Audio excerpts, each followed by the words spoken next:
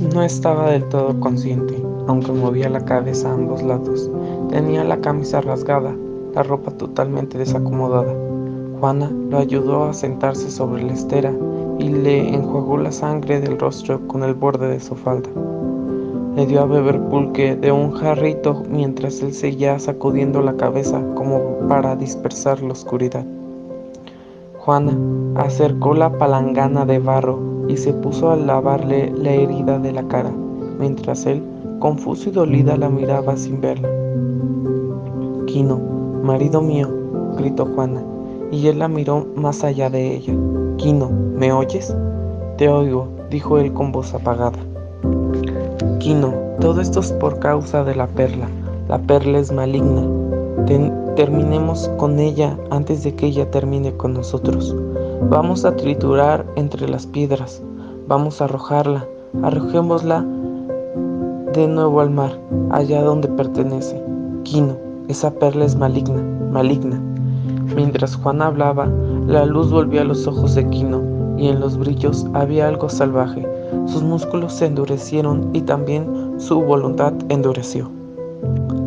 No, dijo, yo lucharé contra todo eso, yo venceré, tendremos nuestra oportunidad, dijo mientras descargaba el puño sobre la estera. Nadie nos arrebatará nuestra fortuna, dijo, y entonces sus ojos relucieron y se volvieron más dulces, y puso su mano con delicadeza sobre el hombro de Juana. Créeme, dijo, yo soy un hombre, y su expresión reflejaba una especie de astucia. En la mañana cogeremos nuestra canoa y cruzaremos el mar y las montañas con rumbo a la capital. Lo haremos tú y yo. Nadie nos engañará ni nos robarán. Por ello que soy un hombre. Quino, dijo ella, empugnida, tengo miedo. A un hombre se le puede matar. Mejor vamos a devolver la perla al mar. Calla, dijo él con furia. Ya te dije que soy un hombre. Calla. Entonces Juana quedó en silencio, porque ella solo se le imponía con fuerza la voz. Vamos a dormir un poco, dijo Quino. Con las primeras luces nos iremos. ¿Te da miedo venir conmigo? No, marido mío. Él la miró con dulzura y gran calidez, tocándole suavemente la mejilla. Vamos a dormir un poco, volvió a decir. Capítulo 5. La luna tardía se levantó antes de que cantara el primer gallo. Quino abrió los ojos en la oscuridad porque había sentido un movimiento cercano, pero se quedó quieto. Solo sus ojos exploraron la oscuridad y en la pálida luz de la luna que se reflejaba por los huecos de la cabaña. Quino vio a Juana levantarse de su lado y vio que se dirigía hacia el fuego. Ella se movía con tal sigilo que él solamente escuchó un leve ruido cuando ella movió la piedra del hogar y después, como una sombra, se deslizó hacia la puerta. Se detuvo un momento ante la caja colgante en la que yacía Coyotito y luego, durante un segundo, se convirtió en una sombra en la puerta. Después se había ido. Entonces la rabia se posicionó de Quino. Se puso de pie de un salto y la siguió con el mismo silencio con que ella había salido. La siguió con discreción, pero su cerebro estaba rojo de ira. Juana traspasó la línea de los cestos y fue hacia el agua dando traspiés sobre los cantos rodados, pero de pronto escuchó que alguien la seguía y echó a correr. Tenía el brazo levantado cuando Quino la alcanzó y le arrebató la perla de la mano. Inmediatamente después la golpeó en el rostro con el puño cerrado y la derribó. Ya estaba en el suelo. La sentó un puntapié en el costado. A la tenue estado en el suelo, a la tenue luz le vio como las olas rompían sobre el cuerpo de Juana y su falda flotaba para volverse a pegar a las piernas cuando el agua se retiraba. Quino la miró mostrando los dientes con fiereza y silbando como una serpiente. Juana lo miraba con los ojos muy abiertos, pero sin miedo, como mirada una oveja al matarife. Sabía que él la podía matar, y eso estaba bien. Ya lo había aceptado y no quería resistirse, y no siquiera iba a protestar. Pero un momento la cólera abandonó a Quino y fue reemplazada por una especie de náusea malsana. Se volvió y se apartó de ella, remontó la playa y sobrepasó la línea de los setos. Las fuertes emociones la mantenían los sentidos embutados. Oyó venir al ataque, rápidamente sacó el cuchillo y arremetió contra aquella sombra. Sintió cómo penetraba la hoja, luego estaba de rodillas y luego otra vez en el suelo. Entonces unos dedos codiciosos hurgaron entre sus ropas y aquellos dedos exploraron por todos lados con frenesí, y la perla que él había soltado en la lucha titilaba tras una pequeña piedra del sendero reflejando la luz de la luna. Juana se asió de una roca al filo de agua. Su rostro era gran pena oscura y al costado le dolía. Estuvo un rato de rodillas y la falda mojada se le pegaba al cuerpo. No sentía rencor alguno hacia Quino. Él había dicho: soy un hombre, y eso significaba algunas cosas para Juana, entre otras que era mitad loco y mitad dios, y también significaba que Quino se lanzaría con toda su fuerza contra una montaña y se sumergiría con toda entereza en su lucha contra el mar. Juana, sumergida en su alma de su mujer, sabía que la montaña permanecería impasible y el hombre en cambio se destrozaría en el intento, que el mar solamente se agitaría y el hombre en cambio se ahogaría. Y, sin embargo, era precisamente eso lo que hacía de él un hombre mitad loco y mitad dios. Y Juana tenía necesidad de un hombre, no podía vivir sin un hombre. Aunque se sentía confusa por esas diferencias entre hombres y mujeres, conocía lo que significaba ser un hombre y lo aceptaba y lo necesitaba. Por supuesto, lo seguiría. Eso faltaba, ya que fuera de toda duda. Ciertas ocasiones la condición de mujer, la sensatez, la cautela, el instinto de la conservación lograba imponerse a la condición del hombre de Quino y salvarlos a todos. Se puso de pie con dificultad y haciéndole un cuenco con las manos, metiéndoselas en las olas, se lavó la cara lastimada con ardiente agua salada y luego se arrastró como pudo playa arriba para buscar a Quino. Un grupo de nubes que venía del sur se ubicó en el cielo. La pálida luna estaba y salía de entre sus hebras, de manera que Juana andaba en la oscuridad por unos momentos y entre la claridad en otros. El dolor doblaba su espalda y tenía la cabeza baja. Pasó la línea de los setos con la luna entre nubes, y cuando éstas se movieron en el cielo, vio el resplandor de la gran perla en el sendero detrás de la piedra. Cayó de rodillas y la recogió, pero entonces la luna volvió a sumirse en la densidad de las nubes. Juana permaneció de rodillas, considerando la posibilidad de regresar al mar y completar su tarea. Pero mientras lo pensaba, retornó la claridad y vio dos figuras tendidas en el suelo cerca de ella. Dio un salto y comprobó que una de ellas era Quino y la otra un desconocido que tenía el cuello hendido, del que emanaba un líquido oscuro y brillante. Quino se movió lentamente, agitando brazos y piernas como una chicha aplastada, y un espeso murmullo salió de su boca. Y fue precisamente en ese momento que Juana comprendió que la existencia anterior de la familia había terminado para siempre. Un hombre muerto en la vereda y el cuchillo de Quino, con la hoja manchada de sangre a su lado, la convencieron de que ese final ya se había producido. La idea de Juana ese momento había sido rescatar el ambiente de paz que sabía antes de la perla, pero ese ambiente ya se había disipado y no había posibilidad alguna de restaurarlo. Entendiendo esas cosas, ella abandonó el pasado súbitamente. Por ahora, lo único que se podía hacer era salvarse. Entonces desapareció su dolor y también esa lentitud en sus movimientos. Rápidamente arrastró el cuerpo del hombre, sacándolo de la vereda y ocultándolo al abrigo de un seto. Fue hacia Quino y le limpió la cara con la falda mojada. Entonces la recuperó el sentido y gimió. Me han robado la perla. La he perdido, dijo con gran angustia. No está, la perla no está. Juana se puso a mecerlo y tranquilizarlo como se hace con un niño que se encuentra enfermo. Calla, dijo. Mira, aquí está tu perla. La encontré junto a una piedra en el camino. ¿Me oyes? Aquí está tu perla. ¿Entiendes? Quino, tú no has matado a un hombre. Ahora tenemos en qué irnos de aquí.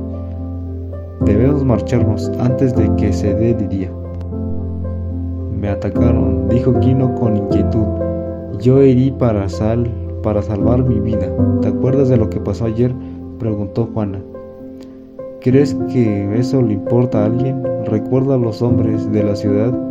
¿Crees que tus explicaciones se verían de algo? Quino respiró con amplitud y eso permitió restaurar en algún grado de sus fuerzas. Tienes razón, dijo con sequedad, y su voluntad se endureció y volvió a ser un hombre. Ve a casa y trae un coyotito, dijo, y trae todo el maíz que tenemos. Yo botaré la canoa y nos iremos. Entonces guardó su cuchillo y se alejó de ella, dando traspiés por la playa. Llegó hasta su canoa, pero cuando la luna apareció entre las nubes se dio cuenta de que una de su canoa estaba rota, que tenía un gran agujero en el fondo. Una furia abrasadora que invadió todo su ser y se convirtió en fuerza. Ahora la oscuridad se cerraba sobre su familia. Ahora la música del mar llenaba la noche, flotaba sobre los mangles, sonaba el batir de las olas, la que fuera la canoa de sus abuelos. Muchas veces revestía y ahora con la gran agujero en el fondo, un agujero del borde así astillado. Aquello era una maldad inconcebible. Matar a un hombre no era tan malo como matar una barca, porque una barca no tiene hijos ni puede defenderse, además de que una barca herida no puede cursarse. En la furia de Quino había un gran pesar, pero la furia como una forma de energía que lo había fortalecido hasta un punto de que lo era imposible que desmoronara. Ahora Quino era un animal, capaz de ocultarse, de atacar, de hacer todo lo que fuese necesario para proteger a su familia. En esos momentos no era consciente del dolor de su cabeza. Remontó la playa en unos pocos saltos y pasó la línea de los setos con rumbo a su cabaña. Pero en ningún momento se le ocurrió apoderarse de la luna de las canoas de los vecinos. Esa idea no entraba en su cerebro, si acaso la de romper otra barca en compensación justiciera. Los gallos ya cantaban, no faltaba mucho para el alba. Era humo de los primeros fuegos, se filtraba a través de los huecos en las paredes de las cabañas, y los primeros aromas de tortillas puestas a conocer sobre el comal llenaban ya el aire, mientras que los pájaros del amanecer se agitaban sobre los arbustos. Ya la pálida luna iba perdiendo su tonalidad y las nubes comenzaban a cuajarse para volar hacia el sur. El viento soplaba fresco en el estuario y era un viento nervioso, infatigable, con olor a tormenta en el aliento, y ese aire hablaba de cambio e inquietud. Quino, en su camino hacia la casa, sintió que el optimismo crecía en él. Ya no sufría confusión su pensamiento, porque en realidad solo había una cosa que hacer, y la mano de Quino se dirigió primero a la gran perla, en el interior de su camisa, y luego a su cuchillo, que colgaba junto a ella. Vi una nubecilla delante, y luego, sin intervalo, una llamarada se alzó de golpe en la oscuridad con un rugido crepitante, y una elevada construcción de fuego iluminó el sendero. Entonces Quino se echó a correr. Era su cabaña la que ardía y él lo sabía. Y también sabía que ese tipo de chozas podía arder en unos instantes. Pero en su carrera vio que una figura venía corriendo en sentido contrario y se acercaba a él. Era Juana, con Coyotito en los brazos y la cobija de Quino en los hombros. El bebé gemía de miedo y los ojos de Juana estaban muy abiertos y llenos de terror. Quino veía que la casa había desaparecido y no preguntó nada a Juana, pero ella le informó. Estaba todo tirado y el suelo escarbado por todos lados. Hasta la caja del niño estaba tirada en el piso. Y mientras yo estaba dentro, mirándolo todo, le prendieron fuego por fuego. La salvaje luz de la casa en llamas iluminó intensamente el rostro de Quino. ¿Quién?, inquirió. No sé, respondió ella, los oscuros.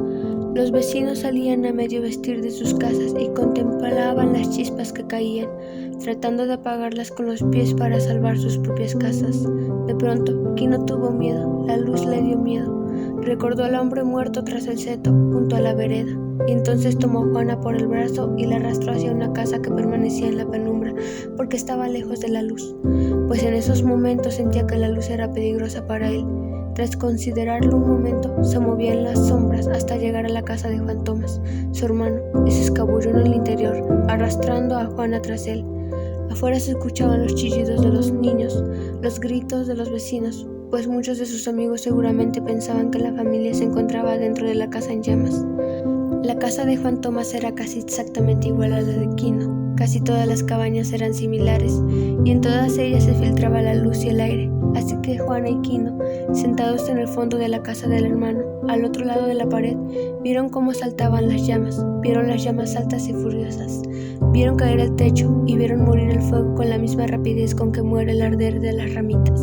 Escucharon los gritos de advertencia de los amigos y el estridente y fuerte chillido de Apolonia, la esposa de Juan Tomás. Como era el miembro femenino de la familia más cercano a ellos, elevaba un lamento formal por la muerte de sus parientes. Apolonia se dio cuenta de que llevaba puesto su segundo, mejor rebozo, por lo que corrió al interior de la casa para buscar el mejor.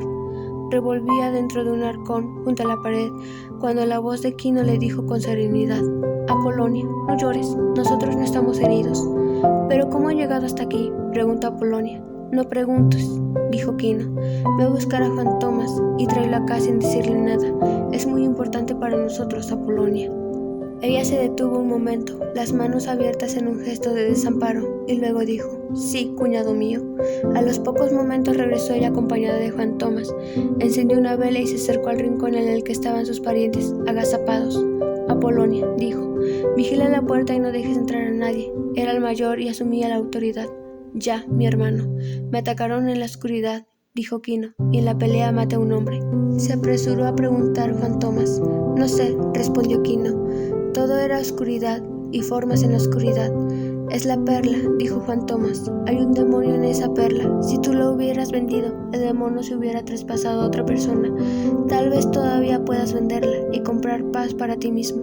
Y Quino dijo: oh, hermano mío, se me ha hecho la más profunda ofensa de mi vida, porque allá, en la playa, mi canoa está rota, mi casa está quemada y, detrás del seto, yace un hombre muerto. Todas las salidas están cerradas.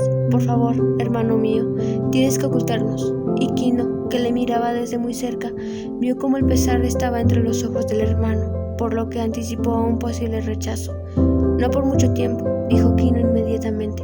Solo hasta que haya pasado un día y haya llegado la nueva noche, entonces nos iremos. Te ocultaré, dijo Juan Tomás. No que corras peligro por mí, dijo Quino. Sé que yo, ahora, soy como un leproso. Esta noche nos iremos y entonces tú estarás a salvo. Yo te protegeré, dijo Juan Tomás, y ordenó: Apolonia, cierra la puerta, ni siquiera susurres que Quino está aquí. Ese día lo pasaron en silencio, sentados en la oscuridad de la cabaña y escuchando cómo los vecinos hablaban de ello. A través de los huecos en las paredes de la casa, pudieron ver cómo los vecinos escarbaban entre las cenizas en busca de sus huesos. Acuclillados en la casa del hermano, oyeron a sus vecinos comentar la noticia de la barca rota. Tomás salió y se mezcló con los vecinos para evitar sospechas, proporcionándoles teorías e ideas acerca de lo que hubiera podido suceder a Quino, Juana y el bebé. A uno le dijo: creo que se han ido al sur, siguiendo la costa, para escapar de la maldición que tienen encima. Y a otro: estoy seguro de que Quino nunca dejaría el mar. Tal vez encuentre otra barca. Y agregó: Apolonia está enferma a causa de la pena. Aquel día el viento se levantó para batir el golfo, arrancó las algas y los tallos que bordeaban la costa, y el viento pasó gritando por las cabañas, y en esas condiciones ninguna barca estuvo segura en el agua. Entonces Juan Tomás dejó caer entre los vecinos: Quino se ha ido, pero si salió por mar, en estos momentos ya está ahogado. Y tras cada visita a los vecinos, Juan Tomás regresaba con algo que le habían prestado.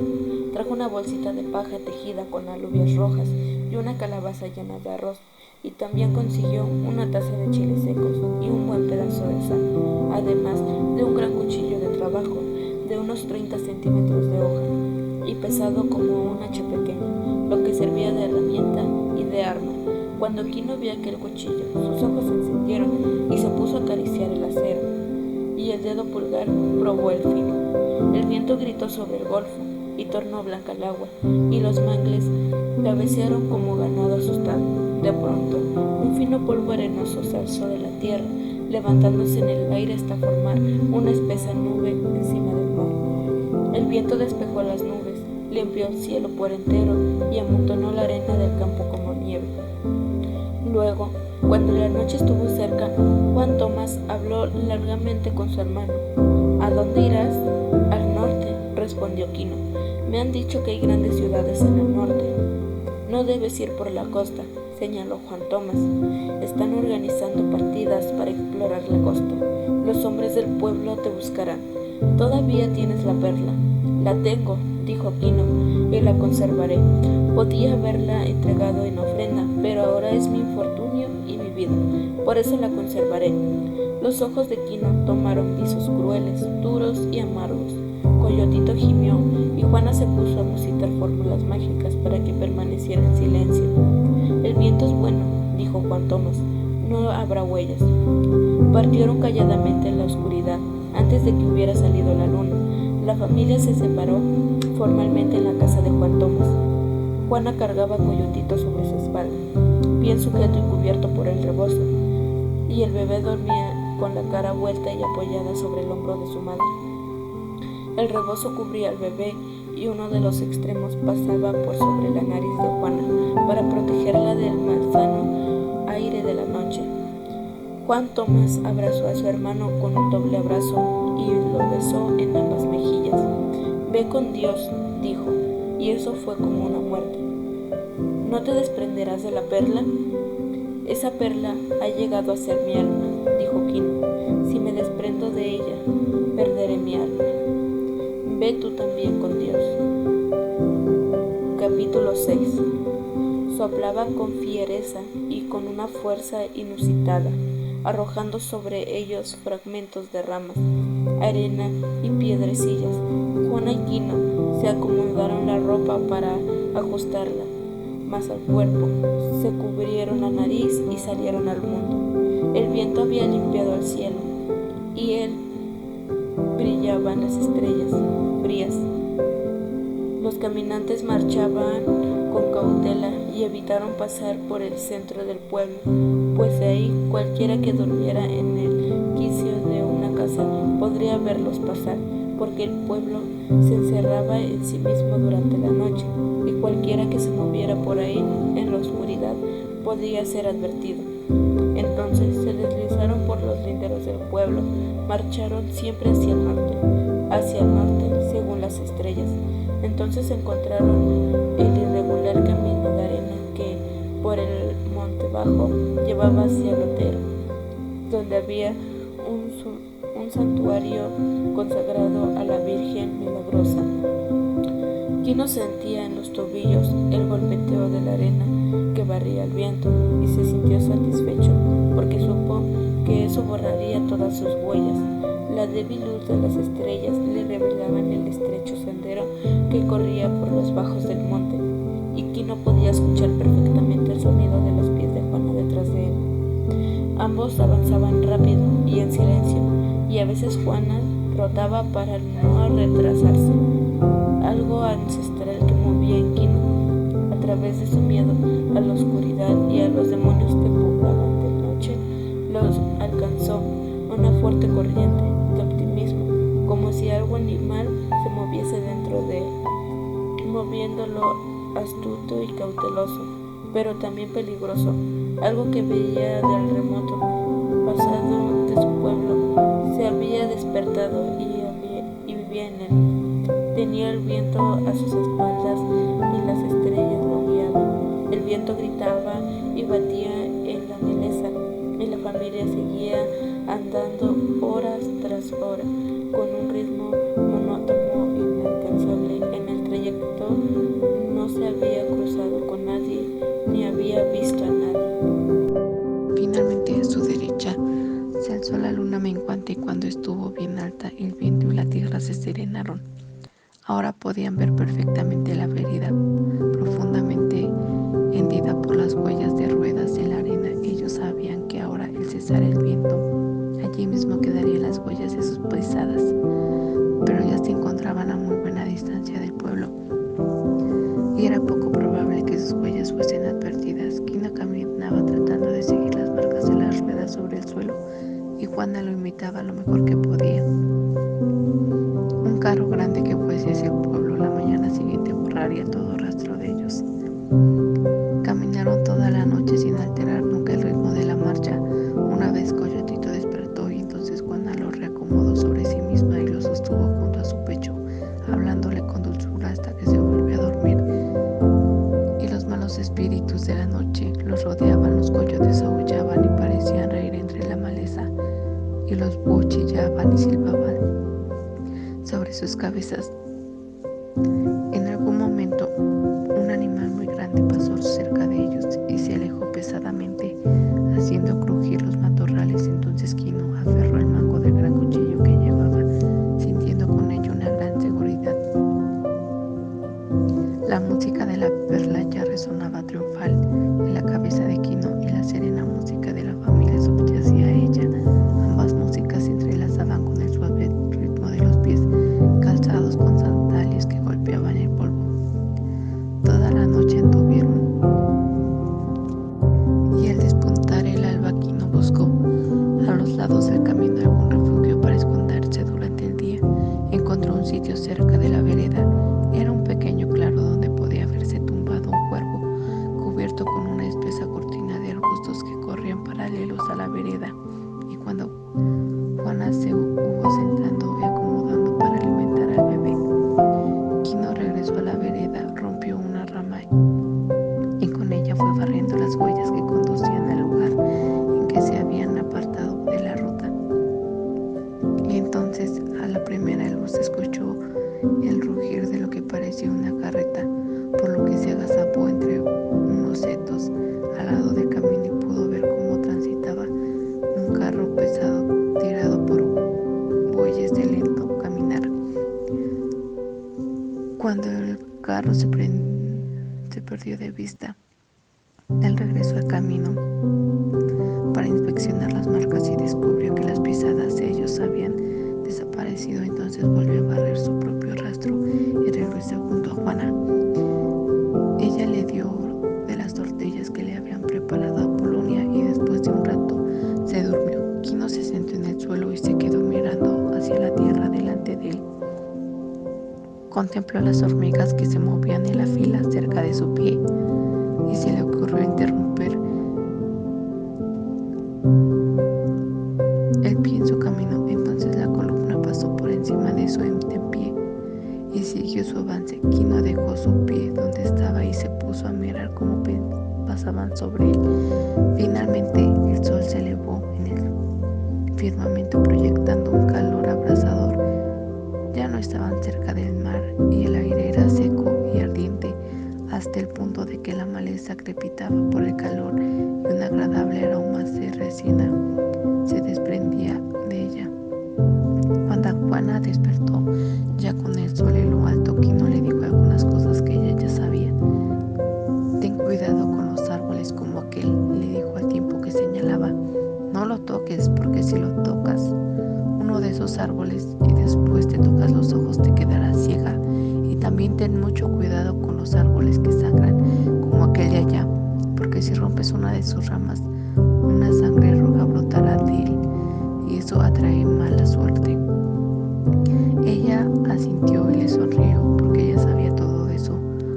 ¿Nos seguirán?, preguntó. ¿Crees que tratarán de encontrarnos? Tratarán, respondió enfáticamente Quino. Seguro que tratarán de encontrarnos, pues quien nos encuentre tendrá la perla. Oh, sí que tratarán, y dijo Juana. Tal vez los negociadores estaban diciendo la verdad y la perla no tenga valor. Quizá todo esto ha sido una ilusión. Quino hurgó entre sus ropas y sacó la perla. Dejó que el sol jugara sobre ella hasta que le ardieran los ojos. No, finalmente respondió. No hubieran tratado de robarla si no tuviera valor. Entonces, ¿sabe quién te atacó? Fueron los negociantes. No lo sé, no pude verlos, respondió Quino y volvió a mirar hacia la perla como en busca de una explicación. Cuando por fin la podamos vender, tendremos un rifle, dijo y buscó en la brillante superficie de su rifle, pero solo vio un oscuro cuerpo vencido en el suelo con sangre brillante brotando de su cuello y se apresuró a decir: nos casaremos en una gran iglesia. Y en la perla vio a Juana con el rostro golpeado, arrastrándose hacia la casa en medio de la noche. Nuestro hijo tiene que aprender a leer, dijo con frenesí. En la perla estaba la cara de Coyotito, hinchada y enfermecida por la medicina, y Quino volvió a guardar la perla entre sus ropas, y la música de la perla se había vuelto siniestra en sus oídos y se entretejía con la música del mal. El ardiente sol batía en la tierra y entonces Quino y Juana fueron a refugiarse en el encaje de la sombra del monte bajo, y pequeños pájaros grises corrieron por el suelo en la sombra. Con el calor del día, Quino se relajó, se cubrió los ojos con el sombrero y se rodeó la cara con la cobija para protegerse de las moscas, y así pudo dormirse. Pero Juana no dormía, estuvo quieta como una piedra y su rostro permaneció impasible. Tenía la boca hinchada en donde Quino la había golpeado y grandes moscas zumbaban alrededor del corte de su barbilla, pero se mantuvo quieta en su posición de centinela. Y cuando Coyotito despertó, lo puso en el suelo delante de ella, contemplando cómo agitaba los brazos y daba puntapiés, y el bebé le sonreía y le sonrojaba, hasta que ella también le sonrió. Cogió una ramita del suelo y le hizo cosquillas. Después le dio agua de la calabaza que llevaba en su fardo. Quino se estremeció en el sueño y gritó con voz gutural, mientras sus manos se movían en medio de la lucha imaginaria, pero luego gimió y se incorporó de un golpe, los ojos muy abiertos y las aletas de la nariz temblando, pero escuchó solamente las crepitaciones de la maleza en medio del calor y el siseo de la distancia. ¿Qué te pasa?, le gritó Juana. Calla, dijo él. ¿Soñabas? Tal vez, pero Quino se encontraba profundamente intranquilo, y cuando ella le dio una tortilla de su reserva, él dejó de masticar para escuchar. Estaba inquieto y nervioso, mirando por encima de su hombro. Entonces sacó el gran cuchillo y comprobó su filo, y cuando Coyotito gorjeó en el suelo, Quino dijo: manténlo en silencio. ¿Qué es lo que pasa?, preguntó Joana. No lo sé. Volvió a escuchar a la distancia y un brillo animal se hizo en sus ojos. Luego se levantó con gran sigilo y caminó agachado, abriéndose paso en la enramada hacia la vereda, pero no salió abiertamente a la vereda. Arrastrándose llegó hasta el árbol que podría brindarle refugio y espió el camino por el que habían venido. Y entonces los vio avanzar. Su cuerpo se tensó, bajó la cabeza y miró furtivamente desde lo bajo de una rama caída. En la distancia vio 3 figuras, 2 a pie y 1 a caballo. El bien sabía que eran, y un escalofrío de miedo recorrió todo su cuerpo. A pesar de la distancia, vio a los 2 de pie moverse con lentitud, inclinados hacia el suelo. Entonces uno se detuvo y se quedó observando la tierra mientras el otro se reunía con él. Aquellos hombres eran rastreadores, seguramente eran capaces de seguir el rastro de una cabra. en los montes de piedra. Ellos eran sensibles como sabuesos, aunque él y Juana habían salido de la senda de los carros. Esos hábiles cazadores podían seguirlos. Ellos podían leer sus señales en una brisna rota o en un cúmulo de tierra derribado. El hombre de a caballo iba tras ellos y era muy moreno, la nariz cubierta por una manta, y atravesado sobre la silla traía un rifle que reflejaba el sol. Quino yacía en el suelo, tan rígido como la rama. Apenas sí respiraba y sus ojos viajaron a este lugar en el que había barrido las huellas. Incluso ese barrio podía ser un mensaje para los rastreadores. Él conocía a aquellos cazadores del interior, en un país en el que había poca caza. Ellos se las arreglaban para vivir de sus extraordinarias capacidades y ahora seguramente lo estaban cazando a él. Corrían por el campo como animales y encontraban una señal, y entonces se agachaban sobre ella para estudiarla, mientras el jinete guardaba prudentemente detrás. Sobre cualquier huella fresca, los rastreadores parecían que gemían, como hacen los perros excitados cuando encuentran un rastro fresco. Quino sacó su largo cuchillo y se aprestó a usarlo. Él sabía qué tenía que hacer. Si los rastreadores daban con el sitio en el que había barrido, debía saltar primero sobre el jinete, matarlo de un golpe y tomar el rifle.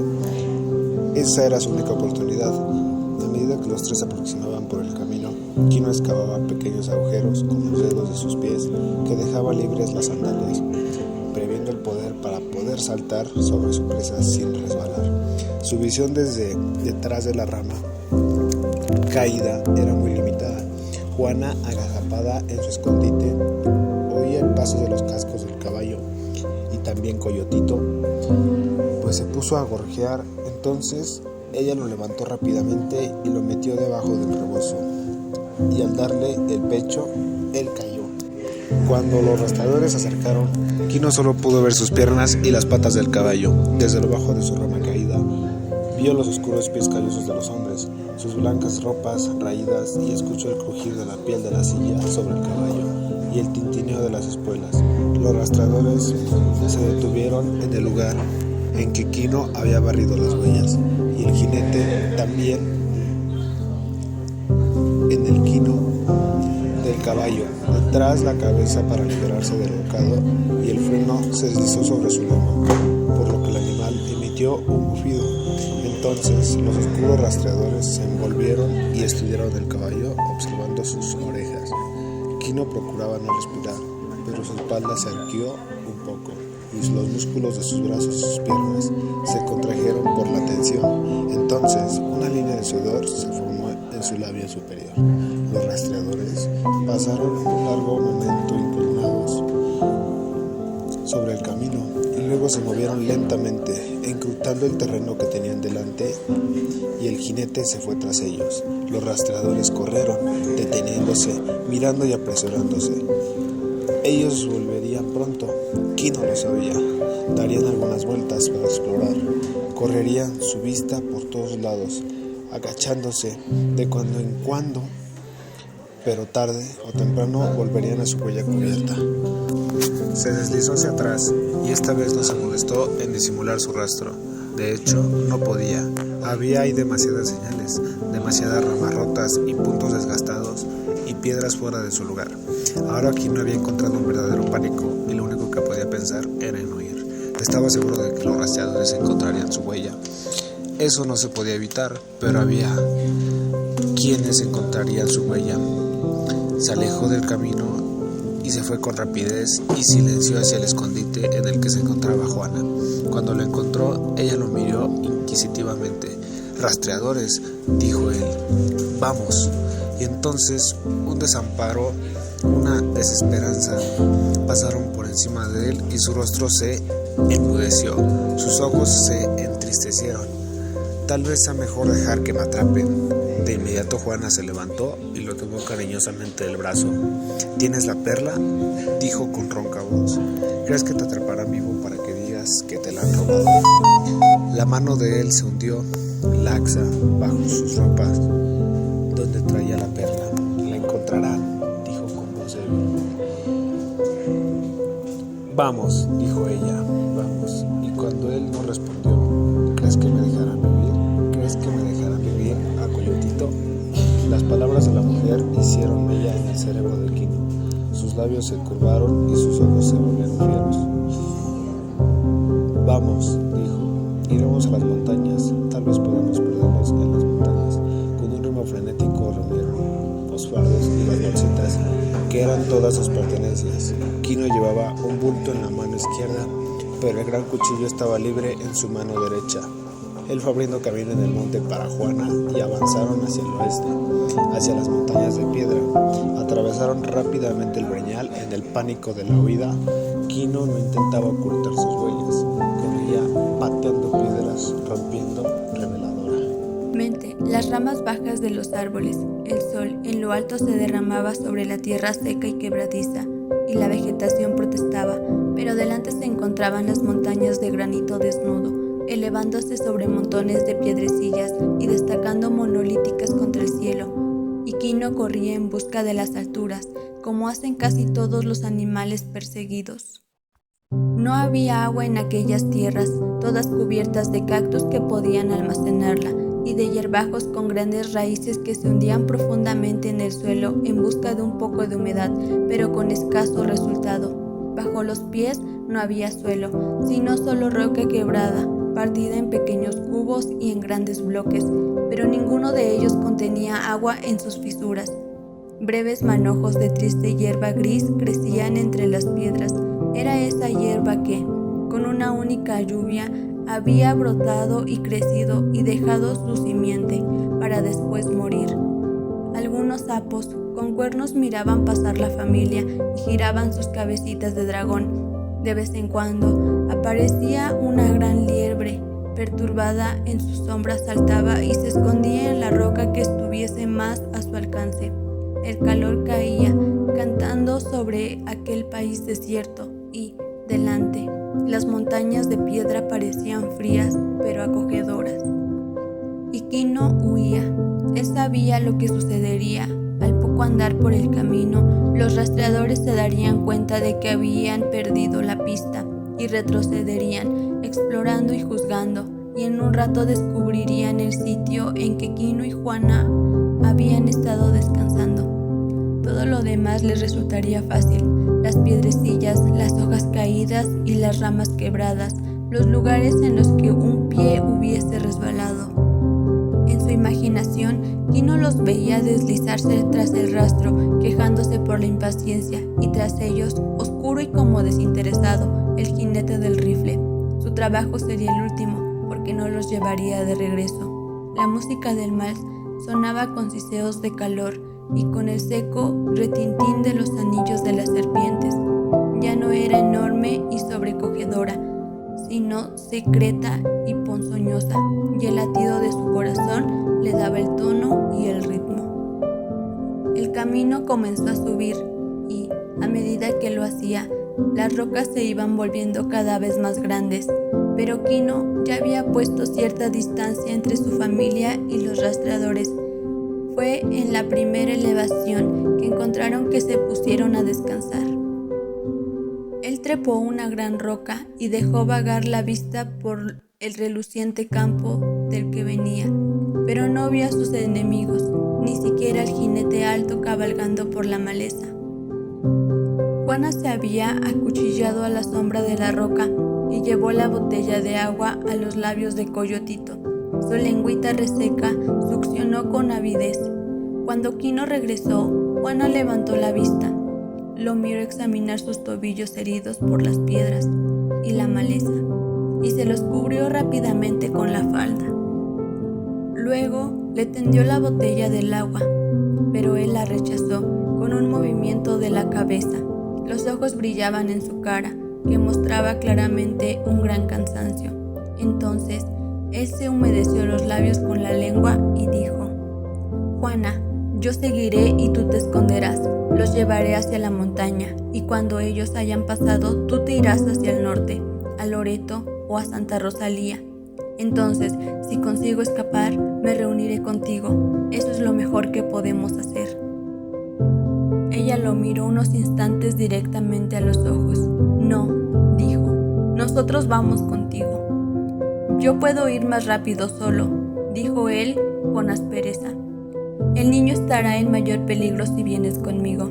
No, dijo Juana, tienes que hacerlo, es lo correcto y es mi deseo. No, dijo Juana. Entonces él buscó en el rostro de ella una señal de debilidad o de miedo, pero no encontró ninguna. Tenía los ojos brillantes. Quino se encogió de hombros, desalentado, pero había obtenido fuerza de ella, tanto que cuando se pusieron nuevamente en marcha, el pánico de la huida había desaparecido. Según ascendían por la montaña, el terreno iba cambiando. Ahora había grandes afloramientos de granito, separados por profundas grietas. Cuando era posible, Quino caminaba sobre la piedra desnuda, con la intención de no dejar huellas, para lo cual saltaba de saliente en saliente.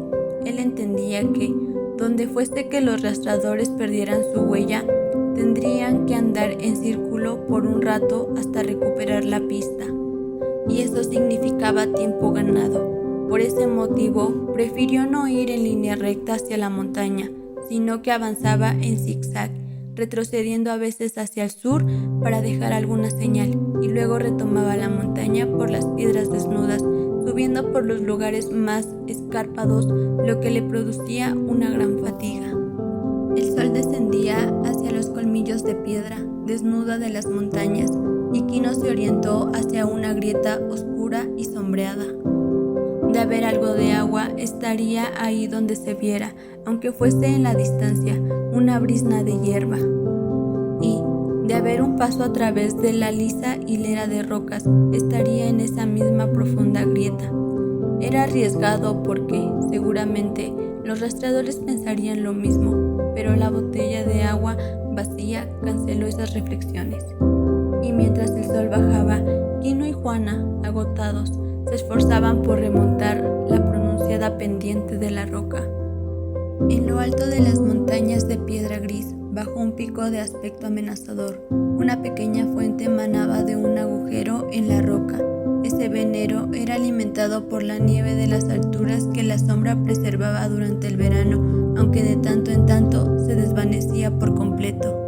Había rocas desnudas y algas secas en el fondo de la fisura, pero casi siempre manaba un agüilla fría, limpia y hermosa, en las épocas en las que caían breves lluvias. Su volumen aumentaba de repente y enviaba sus columnas de agua transparente a estrellarse en la grieta de la montaña, pero casi todo el año era una fuente de fluir modesto. Nadaba en una charca y luego caía 30 metros hasta otra charca, y cuando ésta se llenaba volvía a caer, para continuar más y más abajo, hasta llegar a los pedruscos de la meseta, donde desaparecía del todo. De cualquier manera, para entonces ya no había mucho que perder, porque cada vez que caía sobre una escarpa, el aire sediento se la bebía, y porque desbordaban las charcas y se vertía sobre la vegetación seca. Los animales de muchos kilómetros alrededor iban a beber a las pequeñas charcas, y el camero silvestre y el ciervo, los pumas, los mapaches y los ratones, todos iban a beber, y los pájaros que pasaban el día en las malezas iban por la noche a las pequeñas charcas, que eran como escalones en la grieta de la montaña. Cerca de este escaso curso de agua, allí donde la tierra acumulada bastara para echar unas raíces, crecían colonias de plantas, viñas silvestres y palmeras enanas, helechos de cabellos de Venus, hibiscos y altos juncos con cañas plumosas que se elevan por encima de las espigas, y en la charca bebían ranas y renacuajos, y las lombrices de agua se arrastraban por el fondo. Todo aquello que tendía el agua iba a estos sitios poco profundos. Los felinos acostumbraban esperar allí a sus presas, y al atacarlas esparcían plumas y tragaban agua y sangre con sus fauces. Las pequeñas charcas eran lugares de vida a causa del agua, pero también lugares de muerte. En el nivel más abajo, donde la corriente, tras caer 30 metros, se perdía en un pedregoso desierto, había una pequeña plataforma de piedra y arena. Solo un hilo de agua se vertía en la charca. Por eso bastaba para mantenerla llena y para mantener verde los helechos de la salida del risco, y las enredaderas trepaban por la montaña de piedra, y todas las formas de pequeñas plantas se encontraban acomodo allí. Los de hielos habían creado una pequeña playa arenosa por la que se desbordaba la charca, y brillantes berros verdes crecían en arena húmeda. La playa estaba cortada y marcada y pisoteada por las patas de los animales que habían ido a beber y a cazar. El sol había dejado atrás las montañas de piedra cuando Quino y Juana alcanzaron a remontar la pronunciada y regular pendiente y llegaron por fin al agua. Desde ese nivel veían todo el desierto batido por el sol, hasta el azul del golfo en la distancia. Llegaron completamente agotados a la charca, y Juana se dejó caer de rodillas y primero lavó la cara de Coyotito, y luego llenó la botella y le dio de beber. El niño estaba cansado y malhumorado, y comenzó a quejarse suavemente hasta que Juana le dio el pecho, y entonces jorgeó y cocleó contra ella. Quino bebió mucho en la charca, pues la sed lo torturaba, y luego se tendió un momento junto al agua y se relajó todos sus músculos, contemplando a Juana mientras se alimentaba el bebé, y después se puso de pie y fue hasta el final el borde de la saliente para atisbar minuciosamente la distancia. Sus ojos se fijaron en un punto y se quedó rígido en la parte baja de la pendiente. Vio a los dos rastreadores. Los hombres parecían apenas unas pequeñas manchas u hormigas que caminaban, con una hormiga mayor detrás. Juana se había vuelto para mirarlo y vio cómo se le endurecía la espalda. ¿Están lejos?, preguntó con tranquilidad. «Estarán aquí al atardecer», dijo Quino, mirando hacia arriba, hacia la larga y escarpada chimenea de la grieta donde manaba el agua. «Debemos ir hacia el oeste», dijo Quino, y sus ojos exploraron la piedra detrás de la grieta. Y a 10 metros más arriba, en la piedra gris, vio una serie de pequeñas cuevas formadas por la erosión. Se quitó las sandalias y trepó hasta allá, aferrándose a la piedra desnuda con los dedos de los pies, y miró hacia el interior de la cueva poco profundas. Tenían solo un par de metros de profundidad, vaciadas por el viento, pero se inclinaban ligeramente atrás y abajo. Quino se arrastró hacia el interior de la más grande, se echó dentro de ella y comprendió que no podían ser vistos desde el exterior. Entonces volvió hacia Juana. «Debes subir ahí, tal vez no nos encuentre», dijo. Sin hacer preguntas, ella llenó la botella de agua hasta el tope, y luego Quino le ayudó a trepar hasta la cueva, y después subió los paquetes de comida y se los pasó a ella. Y Juana se sentó en la entrada de la cueva y lo observó. Se dio cuenta de que él no trataba de borrar sus huellas en la arena. En cambio, trepó aferrándose a las hierbas de junto al agua, desgarrando y arrancando helechos a su paso. Y cuando hubo subido unos 30 metros hasta la saliente superior, volvió a bajar. Observó atentamente la roca lisa que lo separaba de la cueva para asegurarse de que no hubiera rastros de su paso, y finalmente subió y se metió en la cueva junto a Juana. «Cuando suban», dijo, «nos escabulliremos hacia abajo, de nuevo hacia el llano. Lo único que temo es que Coyotito pueda llorar. Tienes que hacer que no llore». «No llorará», dijo ella, y levantó el rostro del bebé hasta la altura del suyo, para mirarlo muy intensamente a los ojos. El niño le devolvió la mirada con un aire de solemnidad. «Él sabe».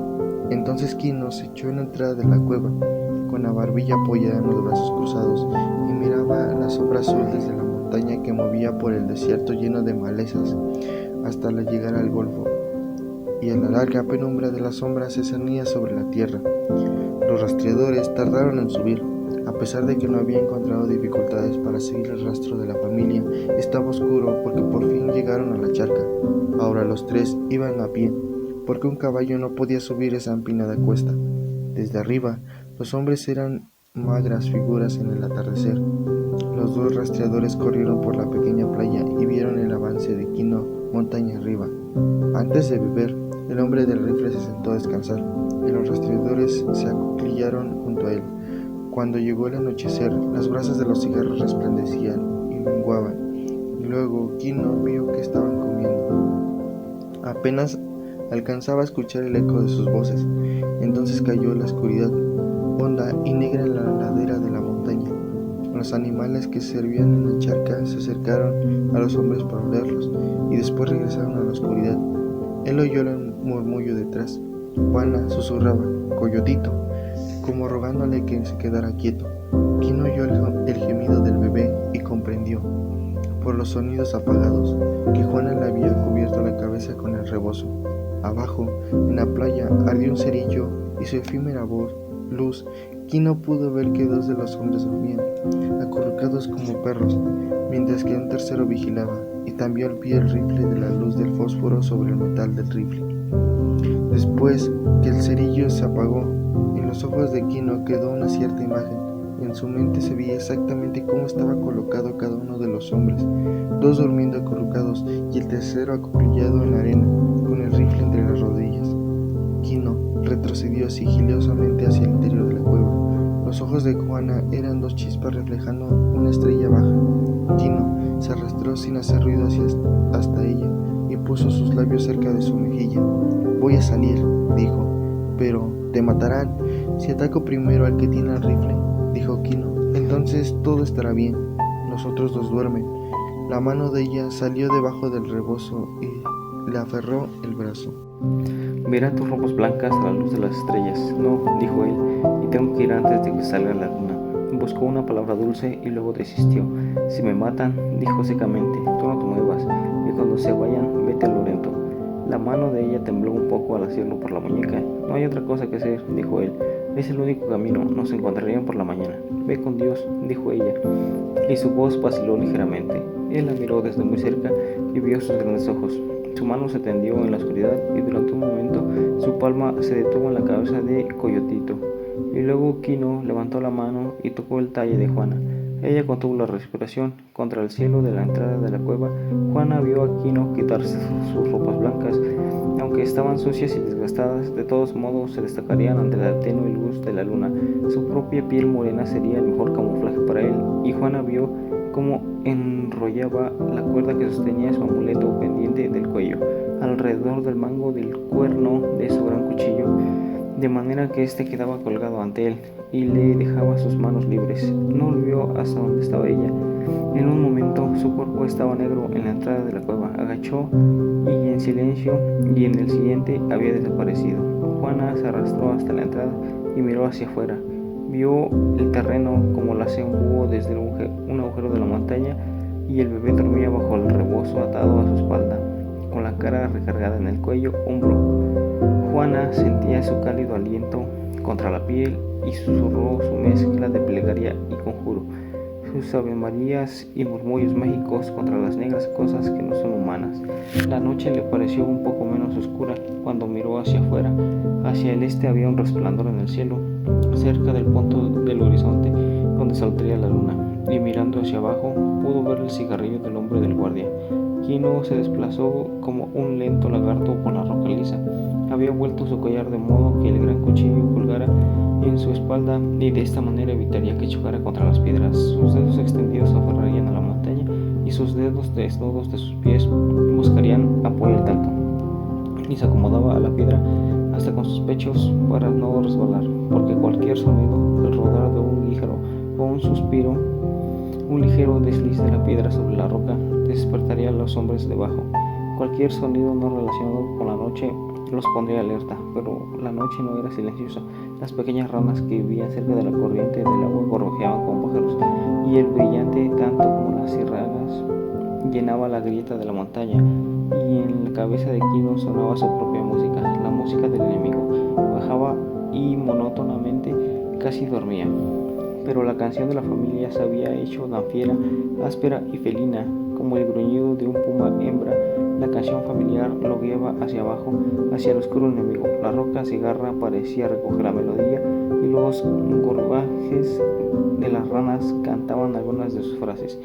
Y Quino se arrastró silenciosamente como una sombra por la lisa cara de la montaña. Un pie desnudo se desplazaba unos cuantos centímetros a sus dedos, tocaban la piedra y se afirmaban, y el otro pie hacía lo mismo. Y luego la palma de una mano bajaba un poco, y luego la otra mano, hasta que todo el cuerpo, sin dar la impresión de haberse movido. En realidad se había movido. Quino mantenía la boca abierta, de modo que ni siquiera su aliento produjera sonido alguno, porque él sabía que no era visible. Si el centinela, al percibir movimiento, miraba hacia la zona oscura de la piedra en la que se encontraba su cuerpo, seguramente lo vería. así que Quino debía moverse con lentitud necesaria para no atraer a los ojos del guardia. Le llevó un largo rato llegar al fondo y agacharse tras una palmera enana. Él con razón atronaba en su pecho, sus manos y su rostro estaban empapados de sudor, y se agachó y aspiró larga y lentamente varias haces para calmarse. Ya a solo 6 metros lo preparaban del enemigo e intentó recordar que era el terreno ahí. ¿Habría alguna piedra que pudiera alcanzar a tropezar en su ataque? Se ató las piernas, temeroso los calambres, y descubrió que tenía los músculos contraídos a causa del gran esfuerzo que había sido sometido. Y luego miró aprensivamente hacia el este. Ya faltan pocos metros para que se alzara la luna y él tenía que atacar antes de eso. Veía el perfil del centinela, pero los otros, los que dormían, se encontraban bajo el nivel de su visión. Quino debió concentrar toda su atención en el centinela, lanzarse sobre él y lanzarse pronto y con decisión. Sin un solo ruido hizo girar el collar, pero encima de su hombro su gran cuchillo se desató y lanzó el sujeto del mango del cuerno. Era demasiado tarde, porque en el instante en que se incorporó al filo plateado de la luna surgió sobre el horizonte horizontal y Quino volvió a ocultarse sobre el arbusto. Era una luna vieja y maltrecha, pero arrojaba la luz neta y sombra para la grieta de la montaña. Y ahora Quino veía la luneta sentada del centinela en la pequeña playa junto a la charca. El centinela miró de frente a la luna y luego encendió otra cigarrilla. El fuego del cerillo iluminó el rostro por un instante, ya que era imposible esperar más. Cuando el vigía girara la cabeza, él debía atacar. Sus piernas estaban tensas como resortes, y entonces, de arriba como un llanto apagado, y el centinela volvió la cabeza hacia el lugar donde provenía aquel llanto, apenas audible. Luego se puso de pie, y uno de los durmientes se agitó en el suelo y despertó, preguntando en voz muy baja: ¿qué es eso? No sé, respondió el centinela. Sonó como un grito, como si fuera un hombre o un pequeño niño. El hombre se había estado durmiendo y dijo: nunca se sabe, algún jodido coyote con su cría. Yo he oído a los cachorros coyotes que lloran como bebés. El sudor rodaba en grandes gotas por la frente de Quino, se metía en sus ojos y los hacía arder. El llanto se dejó oír una vez más. El centinela levantó la vista hacia el punto de la montaña donde se encontraba la cueva. Si tal vez sea un coyote, dijo, y Quino escuchó el chasquido cuando el hombre quitó el seguro del rifle. Si es un coyote, esto lo callará, dijo el centinela mientras levantaba el arma. Quino estaba en la mitad del salto cuando sonó el disparo y el destello de la imagen de los ojos. El gran cuchillo osciló y crujió sordamente a bajar, atravesó el cuello y entró profundamente en el pecho, y en esos momentos Quino ya era una máquina. Terrible. Cogió el rifle al tiempo que liberaba su cuchillo. La fuerza de su movimiento y su velocidad eran los de una máquina. Giró sobre sí mismo y fue a partir la cabeza de un hombre sentado, como si se tratara de un melón. El tercer hombre salió corriendo como un cangrejo, se metió en la charca y empezó a trepar por la piedra con desesperación, tratando de alcanzar la saliente de donde salía el agua. Pero sus manos y sus pies se enredaron en las hierbas del borde del agua. Entonces gimió y algo farfulló mientras trataba de liberarse, pero Quino era tan frío y mortífero como el acero. Lentamente movió la palanca del rifle para después levantarlo y apuntar cuidadosamente hasta que hizo fuego, y vio a su enemigo caer de espaldas en la charca. Entonces dio unos pasos hacia el agua. A la luz de la luna vio unos ojos aterrorizados. Entonces volvió a apuntar y disparó entre los ojos. Quino se detuvo, indeciso. Sentía que algo iba mal. Alguna señal trataba de abrirse paso en su cerebro. Las ranas y las cigarras habían callado, y entonces el cerebro de Quino se liberó de su roja concentración y reconoció el sonido, el agudo, lastimero, cada vez más histérico grito que provenía de la pequeña cueva de la ladera de la montaña de piedra. Y ese era el grito de la muerte.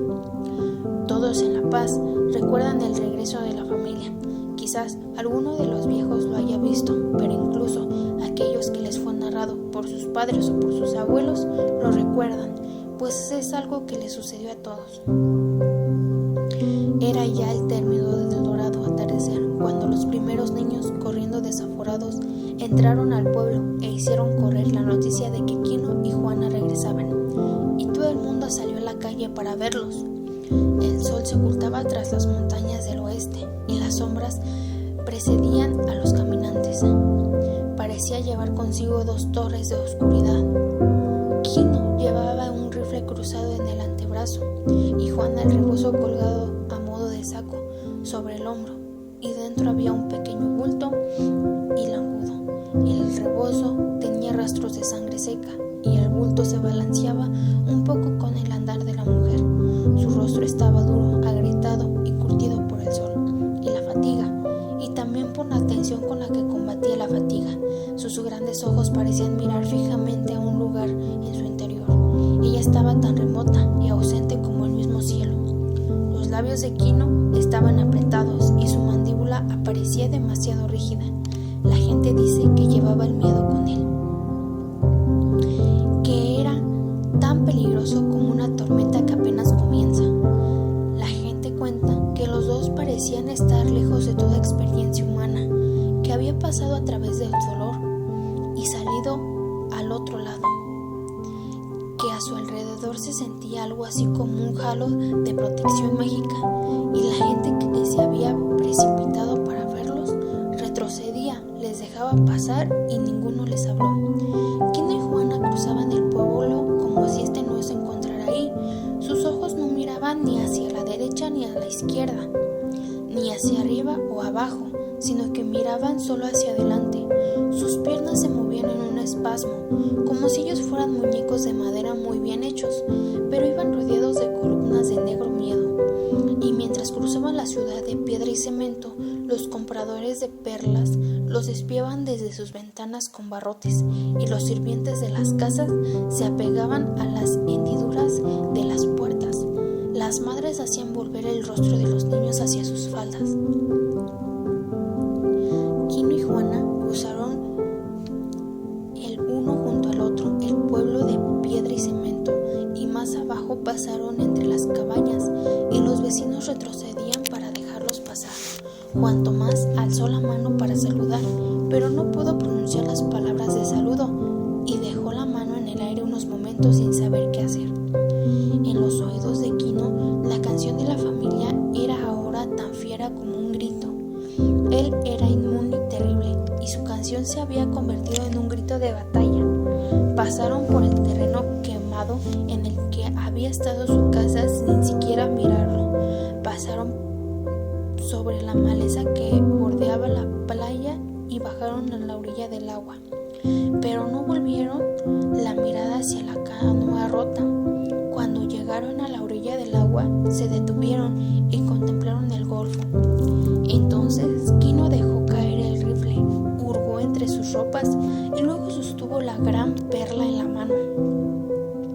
Miró en su superficie y reparó en que era gris y ulcerosa. Muchos rostros malvados miraban desde allí, y entonces vio las luces del incendio, y en la superficie de la perla también vio los ojos aterrados del hombre de la charca, y vio a Coyotito tendido en la pequeña cueva con su cabecilla partida por una bala, y entonces se dio cuenta de que la perla era fea, era sucia y gris, como una excremencia maligna.